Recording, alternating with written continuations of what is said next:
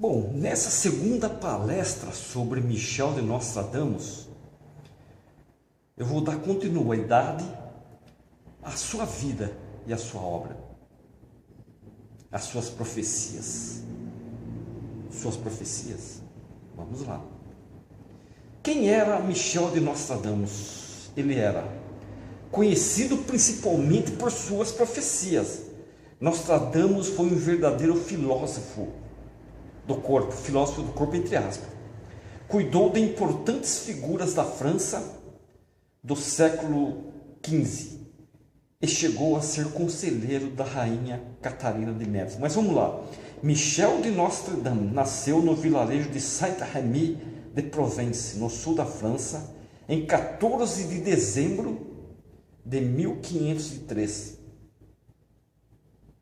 Tendo crescido no seio de uma família de médicos e notários judeus convertidos ao catolicismo, o menino aprendeu e fez frutificar o saber de seus antepassados. Sempre inspirado pelos exemplos familiares, seguiu os passos de seu bisavô paterno, Pierre de Saint-Marie. Em 1453, Pierre recebeu do conde René autorização para trabalhar como médico na região da Provença.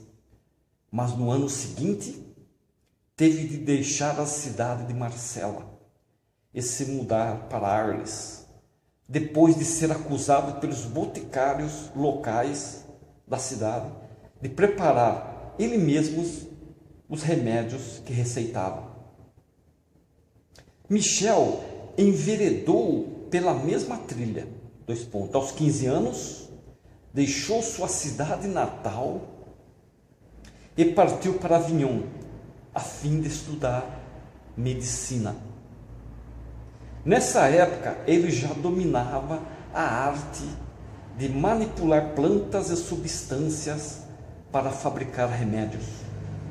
Em 1520, o colégio, que era a Universidade de Avignon, fechou suas portas por causa da peste. O jovem então pegou a estrada para aprender a arte da farmacêutica.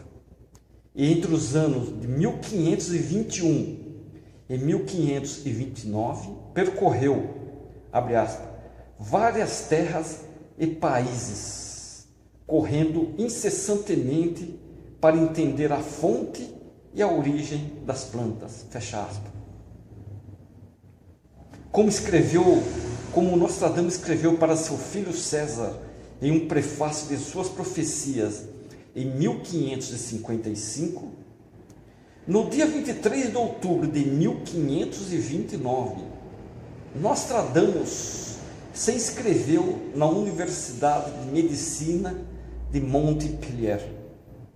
A fama de que a instituição gozava desde o século XIII se devia à combinação de teoria e prática.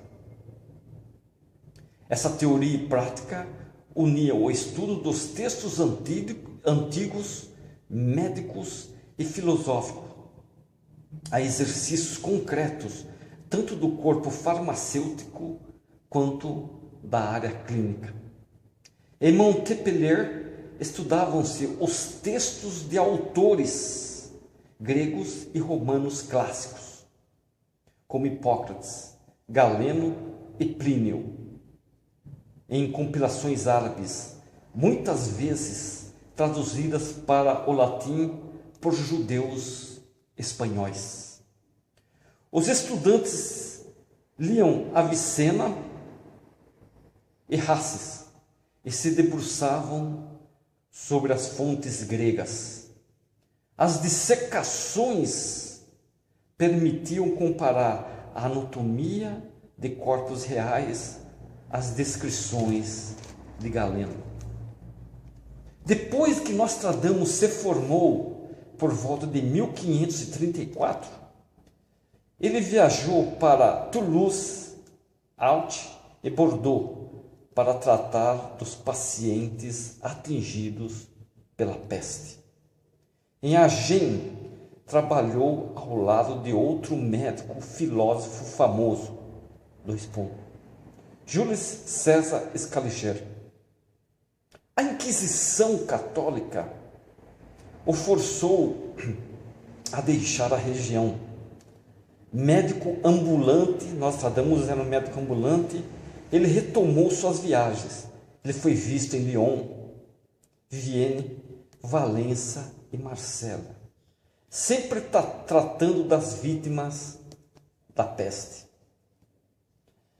Em 1546, o médico italiano Girolamo Francastoro explicou em seu livro De Contagione, que quer dizer do contágio, que as doenças se espalhavam graças a germes, seminaria, quer dizer, que podiam ser transmitidos pelo hálito ou pelas roupas.